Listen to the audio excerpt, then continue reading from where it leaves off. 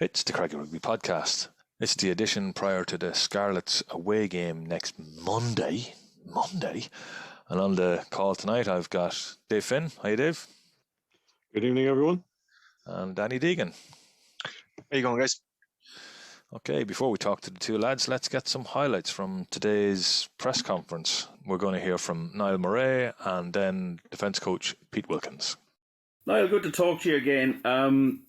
We have spoken once before, which was after a game in Limerick when I think Connacht had won the under-19 Inter-Pros, and you outlined that day about going back to the academy and what you were looking forward to and the Ireland under-20s. It's all working out pretty well, isn't it? Yeah, absolutely, yeah. I suppose it's been a good road to be on for me personally. I haven't had too much backward steps, apart from my two injuries, but apart from that, it's been pretty clear sailing for me. Yeah, the development has been fairly well structured, and I mean you're getting some game time, but you're in a competitive bit of the team there. I mean you've got Cian Prendergast is there, and then you've got slightly older stagers, Gavin Thornbury, Quinn Rue, Ultan Delan. So is part of it a learning experience from them, and also just trying to be good enough to get selected? Is that your approach to it?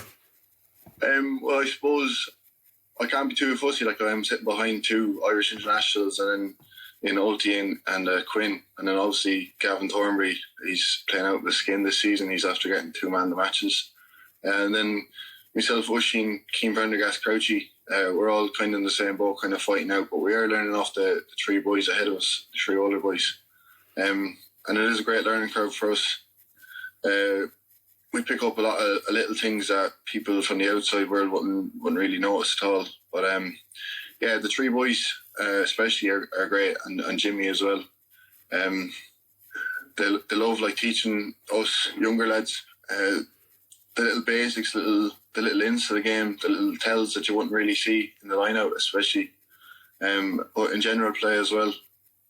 And yeah, it's a great position that we're in, where it's a tough environment in the second row, but then again, you're always just one injury away from the starting position, so it's a great place to be in, if I'm being honest.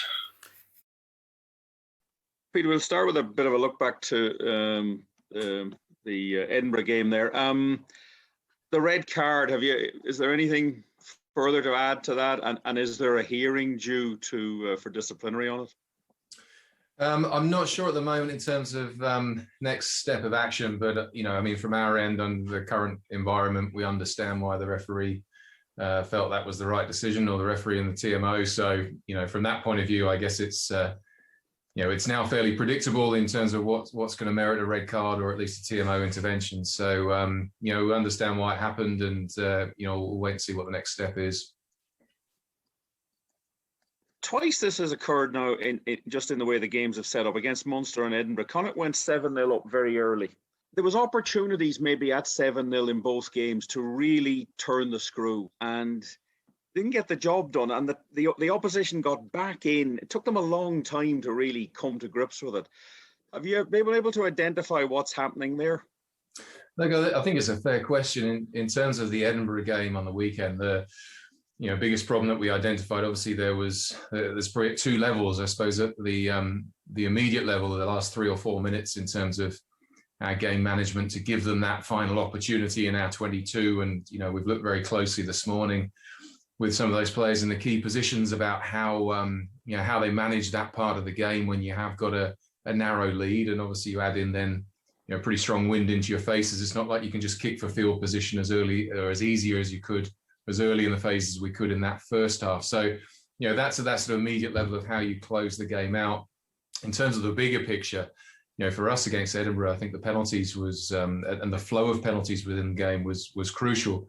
In that final quarter after the red card, we conceded 5 penalties, which, through various means, but it kept giving Edinburgh access back into the game. And we dig our way out of a hole, and then there'd be another penalty that gave them another opportunity. And I suppose to put that in context, we only conceded 5 in the previous 60 minutes. So we'd identified in preview that Edinburgh's main threat really in terms of them gaining field position and accessing our 22 was through penalties. We felt that, in terms of what they offered in attack, that was something that we could contain. And we felt that by firing a few shots ourselves, we'd create opportunities. But that flow of penalties that we'd identified in the preview, that became a rush then in that final quarter. And ultimately, that's what told in terms of them getting that opportunity. So, I think that's a controllable piece for us that, we've spoken about earlier in the season and felt that we got a really good handle on, or certainly a major improvement. But once that pressure came on, and so we managed that period okay system-wise, but there are a couple of individual decisions that released pressure and gave Edinburgh access. Now, looking ahead to the Scarlets, which is the final game of the Pro 14 before we move forward into Europe, it's an opportunity to get better than a 50% season, but it's not been a happy hunting ground for Connacht. So how do you set up for this game? I mean, they've got something to play for. They're still trying to tie down third. Connacht really have second, and you've got this European game. So how are you going to set up later in the week to deal with that? Yeah, look, I think on the one hand, as you said, it may not have been a happy hunting ground at times in the past, but equally this season, it's been our away record that stood out in terms of us actually taking opportunities and getting the wins. So in that sense, we don't see the venue, with respect, we don't see the venue as being daunting. It's a matter of building on our really good away form. In terms of the context of the season, I think, the selection that we make will play a big part of that. And it's something we're still discussing. We'll finalise probably tomorrow, but it's about picking guys that are hungry for opportunity and that have still got something to prove, that don't just see this as a dead rubber that's buying themselves time for, as you said, a pretty exciting European game, thereafter. So the good thing in terms of how we've managed the squad this year is that there has been a bit of rotation and there have been opportunities given to lots of different people. So there's not many positions in our team at the moment where you say someone's locked in stone and has got that cushion of knowing their automatic first choice. So, in terms of the squad we send, it's about making sure that there's no complacency there. And actually, I think the situation, probably dictates that there won't be anyway, no matter who we pick. But then it's also the pride that, we talk very strongly within the group about winning these last 2 games, Edinburgh and Scarlets, and we let ourselves down in the week just gone. So it probably adds to the determination and a little bit of internal pressure, and I mean that in a positive way, to make sure that we actually do go over there and get a result. Andy said last week that he wants to give guys who haven't had much game time a chance to show what they can do on the pitch. I'm just wondering at the kind of counterbalance of that as well. There's a couple of guys who have had a lot of game time. We saw you rested John Porsche last weekend. Tom Daly's had an awful lot of game time as well. Dennis as well. Does that play any factor in the selection, or is it just going to come down to who's going best in training this week? I think having the weekend off immediately following probably means you're not as worried as you might be if there's a European game following up exactly a week or less later. I think that's where you might have to look at some of those guys like Tom or Dennis and be cognizant of how much load they've had in recent weeks. I think with that spare weekend, it probably buys you a bit of a cushion that you can get more out of them and they can recharge them for Europe. I think the balance of selection we had last week was spot on, and what I mean by that was we had those regular guys in there. We still kept combinations where we could, but then you sprinkled in, some of those young guys that maybe hadn't had the opportunity, but had earned the opportunity, like, Sean O'Brien in the centres, Keane Prendergast, obviously, and Oren McNulty off the bench. So I think that's a nice balance where you've got the settled combinations and you've got the experience, but you can, drop in 3 or 4 of those young guys or fellas that haven't had much game time in the last couple of months and make sure they're getting their opportunity around, around a settled team around them. So I imagine we'll take a fairly similar approach this week. And, you throw into the mix some of those young blokes that had a chance last week, did a brilliant job. So, you want to reward that and encourage that and give them opportunity to build on it. So there is a balance in there, but I think we got it right last week and it'll look for a similar model next week or this week. Okay, Dave, we had your thoughts immediately after the game at the weekend. What have you thought about it since? It's another one of those games where you're thinking, thank God everything's sorted. Thank God there was nothing riding on us. Because we'd be extremely annoyed if that if heaven forbid, it's the Scarlets won the night before. or Cardiff were within touching distance. We'd been really, really annoyed because that was a game that was won. Yep. And I think the guys, the coaches themselves think that was one. And then it just kind of fell apart in the last 15, 20 minutes. Because not even the last 15 minutes, it fell apart in the last 15, 20 seconds. Yeah. Because they overcame a massive body blow. And they did very well. And they played really well up until about the 75th minute. And they negated a team that didn't have an awful lot to begin with. And I think you summed it up best when you said just give them the ball, because it was clear they didn't quite know what to do with it. And Pete said he thought that the only way they felt that Edinburgh could get into any sort of progression up the field was penalties, and then we gave them penalties. Now, there was a bit of headless chicken stuff there. Some of it was down to inexperience. Some of it was down to I put it down to the really poor home record. But I'm just thankful, thankfully, and like I say, it's one of those games where the young lads will learn an awful lot because they lost. It wasn't easy. It was a terrible night. The 14 men, they did very well up until the last 20 seconds, and then it just fell apart. Yeah, and just going back, just to pick up on what Dave said about the penalties, Danny, we've been talking offline about this sort of thing. What did you went back and looked at this a bit, didn't you? Yeah, because after listening to the pod that you guys did straight after the game, it was something on Masterson said about they were conscious of giving away a penalty, like going off their feet at the ruck or something like that. Now the only thing is that we've had this ref for 2 games now, so there's been 46 penalties in that game across the different teams, but only 13 of them were against the attacking team. And 9 of those were holding on. Not one was for going off the feet. So my kind of thing would be is that, like, I think we need to do, there needs to be looking at, like, how the referees ref the game. Like, each ref is different, and they're all creatures of habit. Like, we're humans, we're creatures of habit. So if he's not going to give away a penalty, if he doesn't give those away on a regular basis, surely you got to back yourself and hold on to the ball. I know Edinburgh didn't look like they were doing much of an attack, but they were actually quite good in their defensive setup. They nearly always had 2 guys in the backfield waiting for the ball to be kicked to them, sometimes even 3.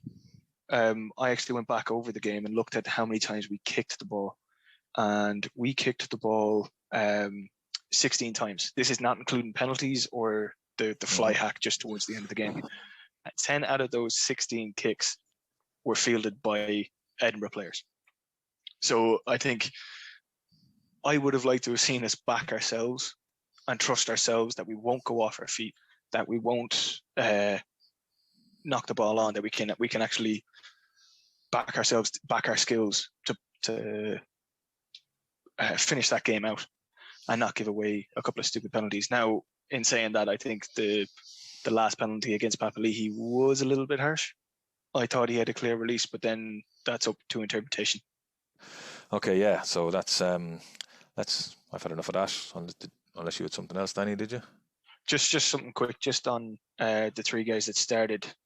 Say our 3 young lads, Murray, Prendergast, I know Sean O'Brien. Murray was the highest tackler last week, and he put Edinburgh's line out under serious pressure. He was the highest tackler with 19 tackles. And the second highest for Connacht was Prendergast, tied with Thornbury for 13 tackles. But I was very impressed with his ability to manhandle a lot of players. He dragged a couple of Edinburgh players around the pitch as if they were rag dolls a couple of times. And what time did he leave? He left the pitch it was just before the 50-minute mark. Wow, so he was on course to be the top tackler before he left the field.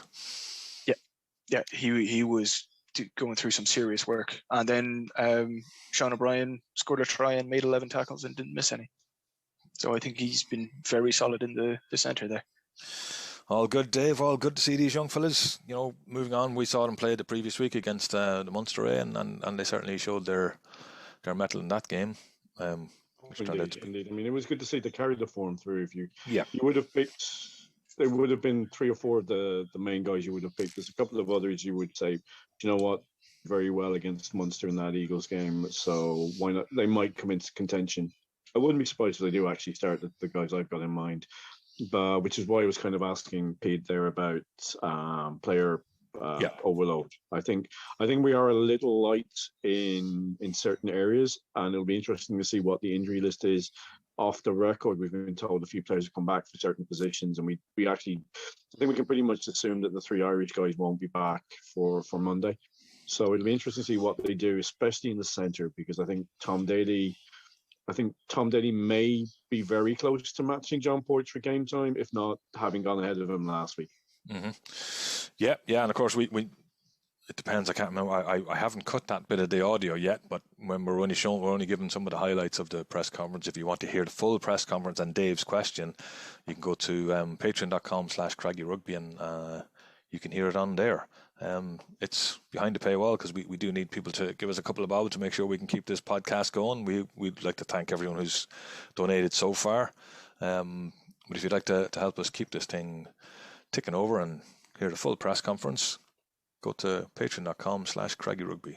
Anyone want to talk about Ireland? Any thoughts with Six Nations? I don't. Yeah, great stuff. Super.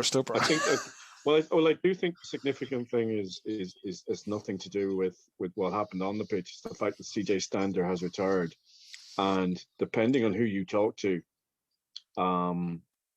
that may or who's reporting on it, that may have a lot to do with he was 50-50 about retiring or staying with Ireland, and the deal put towards him may have swung him very much towards the retirement deal. And it's significant to note that they didn't give a man who is 30 a deal he felt was worth not retiring for, but they did give guys who were 35, 33, 34 and 31 deals that they felt were worth going on for. So just an observation more than anything else regarding Ireland.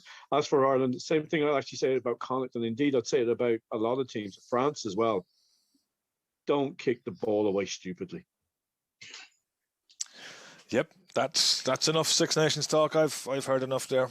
Let's move on to some other little bit of news today. We got, Dave, was the date and time of our Challenge Cup match and the fact that it's going to be on TV.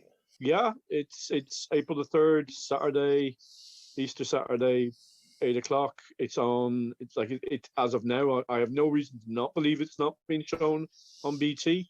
So let's hope it's not a red button BT. Let's hope it's a proper BT thing. I suppose it'll depend on what soccer they have or what Champions Cup games they have Easter that day. Saturday, they might not have the late game. That might go to the Sky. But again, I'd need to check. I mean, as far out, I'd need to check. Okay, what we do is we'll keep people informed. Give you an update. Yeah, we'll keep you updated as soon as we find out more about that. And okay, just before we get to the Scarlets game, there was a bit of good news out there for women's rugby today, Dave. It's good news, but it's a bit all over the place in terms of exactly what it means. It looks like there's going to be, from 2023 onward, the easy way to phrase it, it's going to be a structured autumn international series for the Irish women's team. They will play games. And it's going to be a minimum of at least 3 games. So that's good to hear. The details still need to be fleshed out, and of course, it'll all be sorted out in 2023, and it'll be based on the previous Six Nations. So we perform well, we go into Tier 1. We go perform badly, we go into Tier 2. That's great news. I have to say that's brilliant. The more opportunities the women get to play high level rugby, the better, as far as I'm concerned. Right, Scarlets, Monday night game. What have you got for us, Danny? It's not a happy home to ground, and they did mention that in the press conference today. Like we've played 16 times over there. We've won 1, drawn 1, and lost 14. It's not a good place for us to go. Just to clarify those stats, that one that we won was back in 2004, and the one we drew was also in 2004, and both of them were in Stradey Park, not Parc y Scarlets. We have never won in Parc y Scarlets. Dave, you're our Welsh club expert. Not pigeonholed in any way or shape or form in this podcast, but what's the story? What's the story with Scarlets? Jeez, no, that's a loaded question. The Scarlets are a very, very strange team. Their first 11, their first 15 would be probably among the strongest in the competition. The problem is A, they never play it because of, injuries and Welsh commitments. And I think they're going to be they've been very heavily affected by the Six Nations going on. Mm-hmm. What I find really remarkable about the Scarlets is how much they drop off from their first 15. It is ridiculous. They have some really, really glorious young talent. Mm-hmm. But it just seems to be once the Ken Owenses, your Liam Williams, your John Davises are not there, they don't seem to have the noose. And some of the guys that aren't with the Welsh squad, who are ex-Welsh internationals, their drop-off in form also has been quite spectacular. Like Steph Evans is a shadow of the player he was 3 or 4 years ago when he was leading try scorer. When that team made the Pro 14 final, he was exceptional. He just does not look the same player in literally every sense of the word. But they are capable of good victories, and they are difficult to beat in Parc y Scarlets. I mean, the last time I watched 80 minutes of them not playing us was their game against Dragons, which on paper they won comprehensively. But they were pretty much outplayed for 50 minutes of that game. But the Dragons are even worse than they are and simply don't know what to do with the ball. They then lost both their derbies. After that game, they lost both to the Scarlets, got hammered by Leinster, did a job on Benetton. Somehow, they beat teams below them, but they come up against any team above them and they struggle. But I do think the big factor, and I think it's the fact that very good that Dan raised it, was Scarlets will be up for this from minute 1 to minute 80 because their next season relies on this and contracts and all that implies. Yes, exactly. Well, hopefully. Oh, go on, Dan. Just a couple of things you were saying. It's like, you're not sure about how Scarlets are doing and what's going to happen to them this season. They're conceding a lot of penalties. Like they've conceded the most in the championship on 175 penalties this season. Oh, in how many games? 15. That is in the 15 games. 170. That's wow. That's at least 12. That's 11 a game. Yep. Mm-hmm. That's 11, 12 a game. That's who is their defense coach? Well, you see, that could be defense and attack. It's not just the one thing. It'd be, I guess, if I've gone and back and watched a few of their games, I could come back with you on some stuff like that. But it does seem to be. It tends to be defense is where most referees give away penalties against. That is... Like they've also had 6 yellow cards and 4 red. I'm just looking at something else here, which because I've been talking to a couple of people and they're worried we don't score enough tries and we're not doing well enough. We're not scoring enough tries. We're third in the league. We've 48 tries scored. We're ahead of Munster. Munster have only scored 45, but the bigger issue is that we've let in 40 and Munster have only let in 23, and I think that's a bigger issue. We've got 6 try bonuses. Again, only 2 teams have better than us. That's Ulster and Leinster. And we have 5 losing bonus points. So even in the games that we do lose, we tend to be very competitive. So we haven't really been hockeyed by anybody, but we still, and especially in those home games, they've all been one, apart from Ulster, they've all been 1-score games, which is probably, as a collective, they're frustrating. Yes. Yeah, and it's small things that can go the right way. As a perfect example, Papalihi's penalty that was given away could have been seen differently by the ref. All of a sudden, we get the penalty, we win the game. We score one of the tries that we knock on, or the ball was knocked out of our hands against Scarlets. It is small things, it's fine margins, but that's pro sport. Oh yeah, and it only gets higher, especially when you get into international level. That margin becomes smaller and smaller. Yeah, because even if we do lose this game, then we still have a 50% winning record, which means Danny Friend still has to have a losing record in the Pro 14. Now, when you add European games in, they become losing records. But the Pro 14 is our bread and butter, and we've never had that before. Even under Pat Lam, we only really had the one winning season. So it's still progress, and it's still a case of learning from those, like being tight in games. And I think I said it to William last week. It's the Porrick Harrington effect. If you put yourself in with a chance to win, at some point in time they'll turn into victories. William's not convinced about that. I am. I think it's the way it's happening. If we, like last week, it was a strange one, and I think you guys said it as well, that yes, we did lose, but there was still a bit of a buzz about it because of the guys that had played, and we still looked like we played well. If you get me, or those guys played well, and we looked. They look solid at this level, which so I guess that's more of an optimist kind of view on it. But look, I'd love to win this weekend, but if we lose and play well, I wouldn't be as disappointed if we won and played badly, if you get me. Okay, so you're anti-William. William would be take the win, don't care how we do it. What about you, Dave? I mean, it doesn't mean anything. Weirdly, I can see both points of view. I would always take a win. But if we do lose and we play well, and it's by, again, a point or two, and some young lads and guys who haven't got much game time play really well, but we end up, if it was a Munster-style loss, I wouldn't be overly upset. Whereas if it was a traditional, we go to Wales and get our arses handed to us, then I would be upset. Yeah, I'd agree with that. Yeah, okay.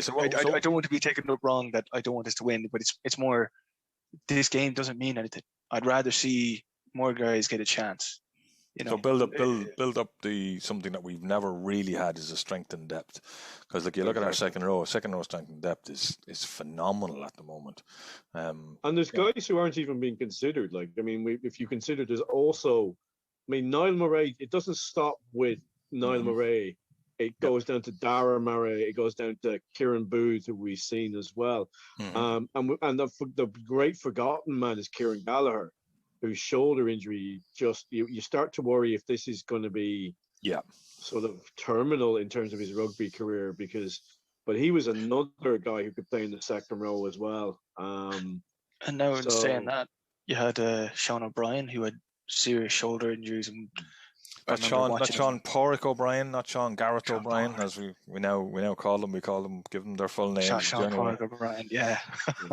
He had serious issues with his shoulder, and I can't remember the game, but he came on and only lasted 20 seconds. It didn't look good, but then when he's played this season, he's looked extremely solid for us.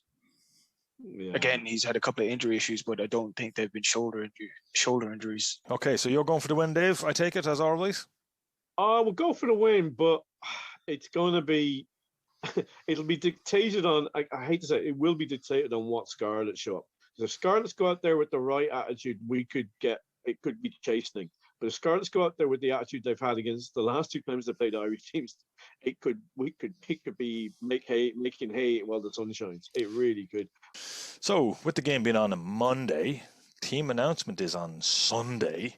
So William will go and find one of the coaches to talk to find out why they've picked who they've picked and the reasons behind it. And as always, we'll have that mini pod with that out there later in the week. We don't know exactly which day yet because it's been the week that's in it and playing on the Monday, but we definitely will have some audio before the match. And as always, we finished the podcast with William giving us the fixtures, results, and the tables as they stand.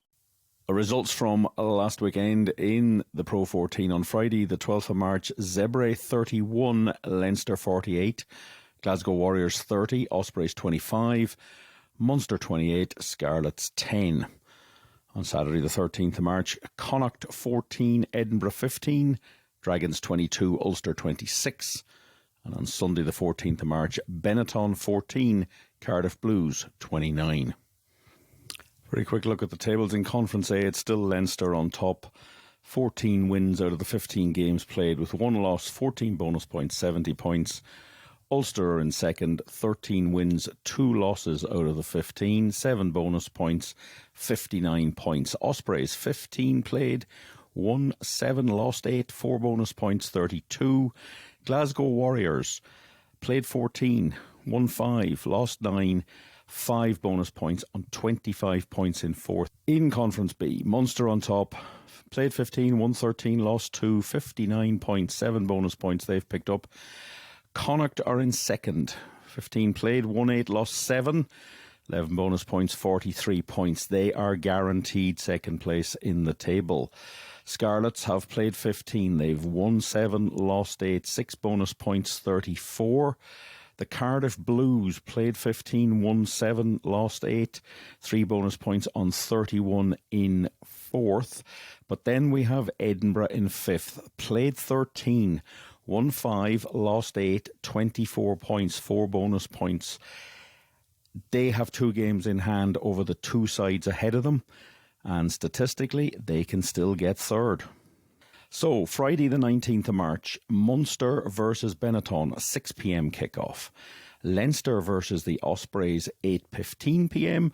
and Ulster versus Zebre, also at 8:15 p.m.